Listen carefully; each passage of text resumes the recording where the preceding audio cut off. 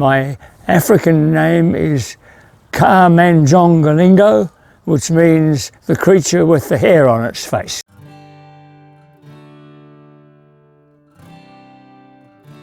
I had an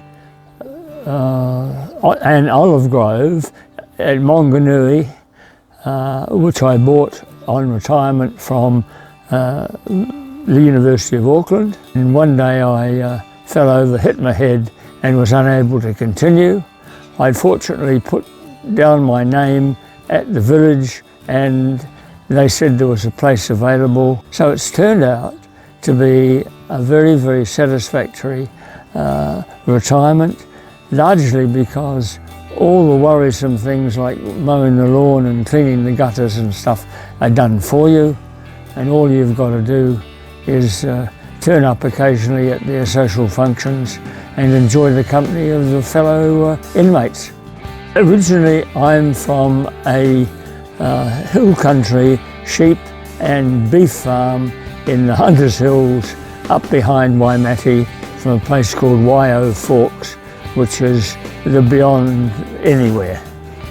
I eventually went to university in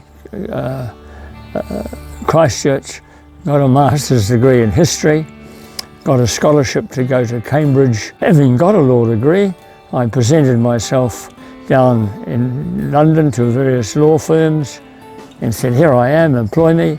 And they said, all right, we'll give you a job as a law clerk, £800 to £1,000 a year.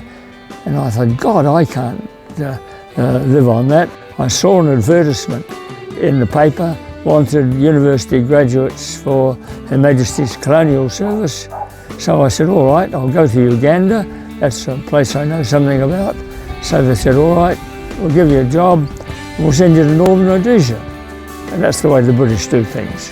When I arrived in Northern Rhodesia, I found that the country was divided into 46 districts, headed by a district commissioner who was basically the local government, and he was responsible for the security of the local people and the well-being and supervision of all the other departments in government, education, health, game control and so on.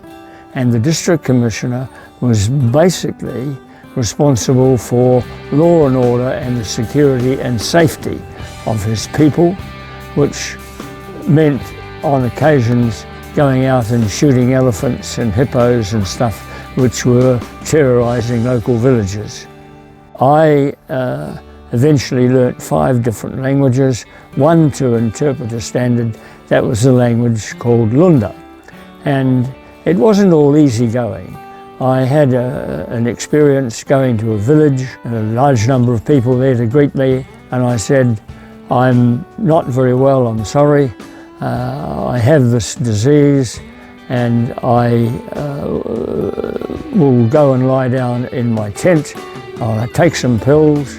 I've had this disease before many times and I get cured with this pill, don't worry. And I was greeted with roars of laughter because instead of telling them that I had kashika, which is malaria, I told them that I had kashiji, which is syphilis, that I'd had it many times before and it was all right, I had a pill to fix it up.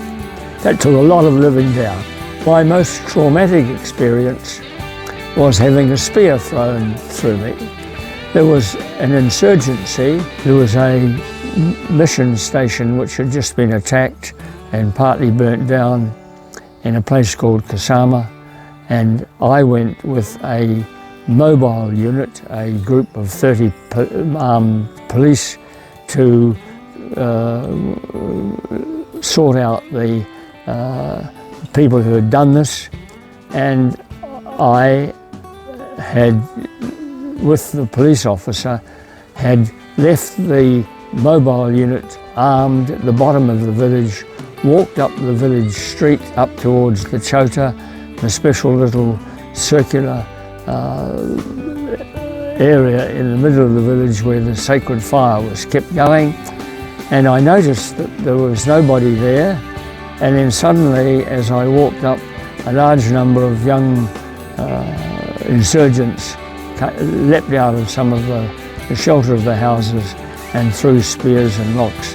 And one of them went through the front, out the back, and by that time the sergeant of the mobile unit, contrary to instructions, with his Sten gun, had an automatic weapon, had come up and opened fire on the locals, drove them off, and was able to take the spear, break the spear off and take it out of my stomach.